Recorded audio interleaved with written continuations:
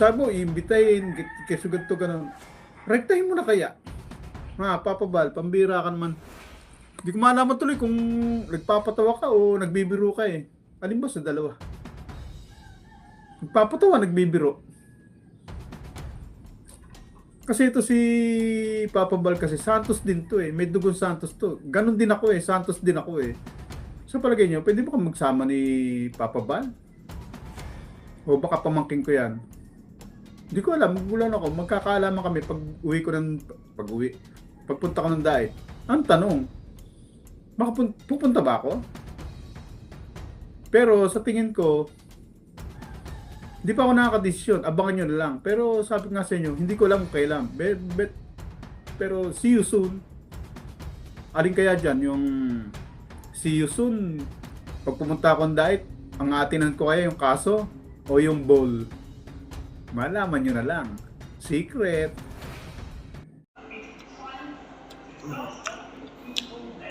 Mukhang sigurado nang pupunta si Federico sa diet Yun nga, since bumaliktad na ang hayop, pupunta na rin ng diet. At mukhang inimbata naman kasi di ba ni Kuya Bal, itong si Federico na umattend sa Kalingap Ball, no? Kalingap Ball. Ba talaga to si Kuya Bal eh, kahit na anong nangyari nung nakaraan, ng mga pinagsasabi nitong si Federico, ba may gana pa talagang mag-imbita? Imbitahan yung nambalahura sa kanila. Kila Beyonce, Tatay Biran, hanggang sa nagkademandahan. Ayun. So, ito yung pinag-uusapan natin ngayon. Nagmumukbang ako, mukbang vlog, no? Ako nga pala si Barbie Jose. So, nag-aalala din ako at wina-warningan ko kayo Kung nakaraan si Brother Jose nag-warning kay Commander Churba, ako naman magwa-warning signal number 2, alert level number 2 para dito kay Federico. Delikado kasi. Alam mo naman, lagi nilang tayo napapasok ng mga aliens na i-invade. Asim, lemon. Kaya ayun. So sa akin naman, wala naman problema eh. Yun nga yung kinakatakot ng iba. Na kapag nagpunta sa Federico, sa diet, sabi nila, nag-aalala sila dahil baka daw, baka wala lamang, no, undercover. Undercover ang labas at para malaman kung ano yung mga sistema sa kalingap, tapos sasabihan dun sa mga anti-kalingap na kasamahan. Pero sa tingin ko, parang hindi naman ganon. At tingin ko, mas maganda pa nga. At iniisip ko kung ano yung pagkakaparehan nila ni Churba, Commander Churba noon, na isa din sa pinakamatinding kritiko ng kalingap noon at nagkaroon din ng demanda, di ba? Nagkaroon din.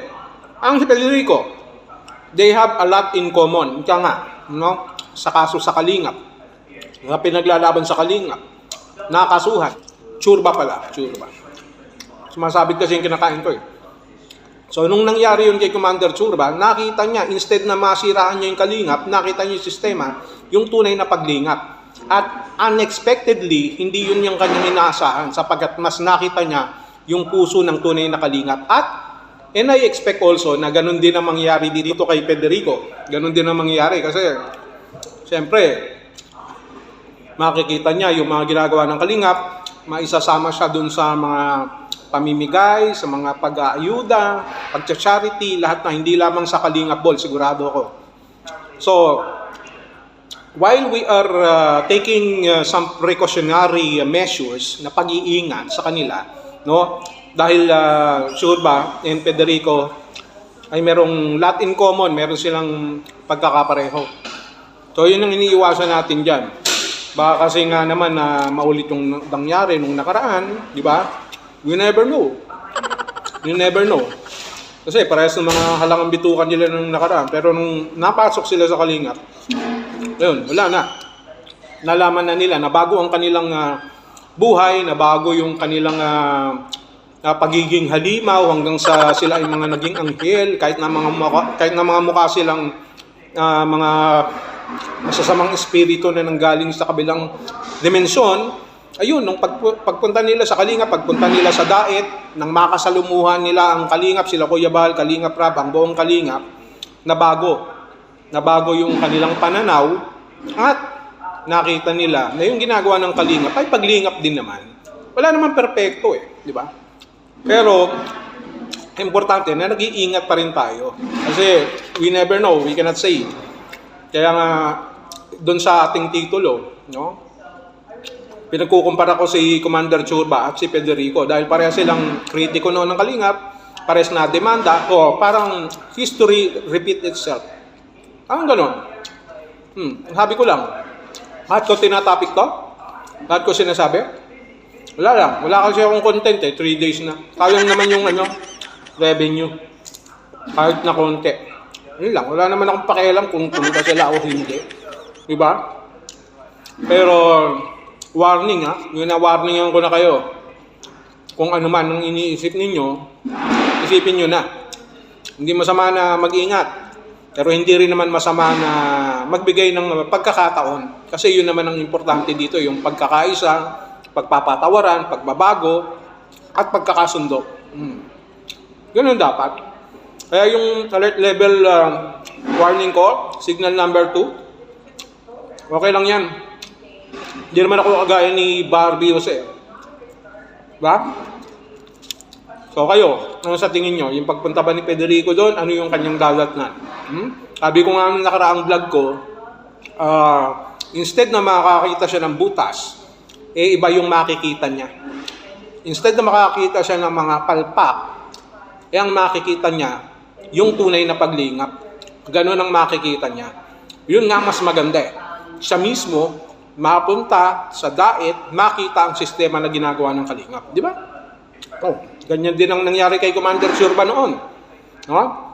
Nakasama tuloy siya ng kalingap. No? Nag-magic pa siya. Nagluto, lahat na. Kaya lang, yung mga iba na hindi maiwasan na may epal, no? Iba pa rin yung ginagawa. Nakita na nga yung kabutihan na ginagawa ng kalingap gumagawa pa ng under the table. Yun naman yung iniiwasan ng mga solid na kalingap na ayaw nilang maulit, no? Walang problema, punta ka ng dait. Pero hanggang doon ka lang, huwag ka nang magkaroon ng iba pang purpose o motibo na sumulot o ganito o ganyan na gumawa ng pangit sa kalingap. Samantalang sinusuklian sila na mabuti sa kalingap. Lalo na kapag, iniimbita kayo sa dait.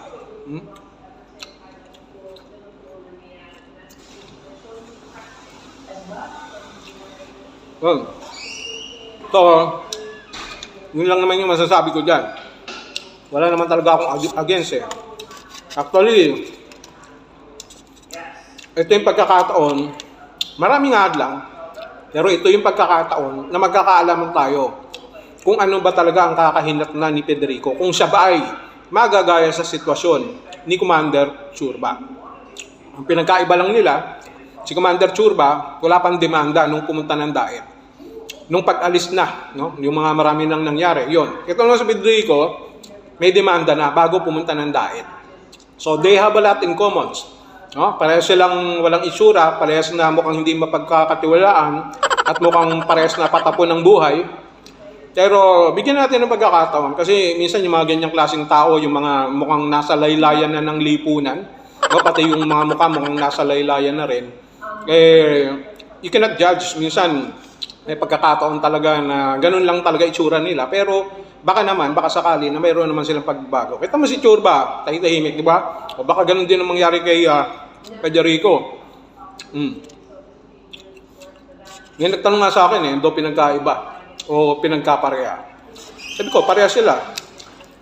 Ang pinagkaiba, ang pinagkapareho pala, pareha silang mukhang hindi naliligo, pareha silang mukhang mabaho.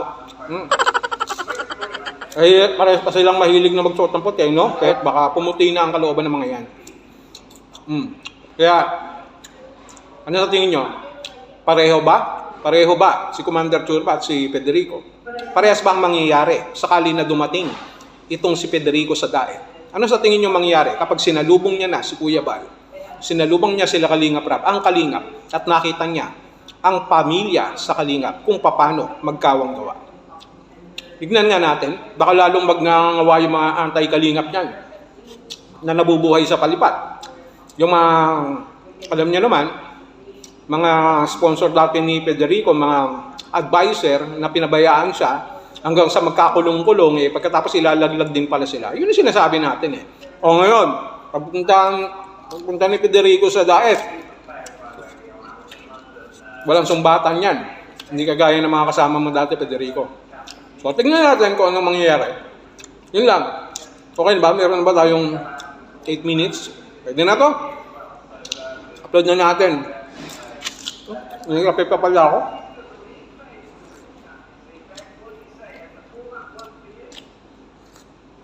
Okay, bye-bye. Hindi ko alam kung kailan ako pupunta. Basta pupunta ako. Hindi ko lang alam kung kailan.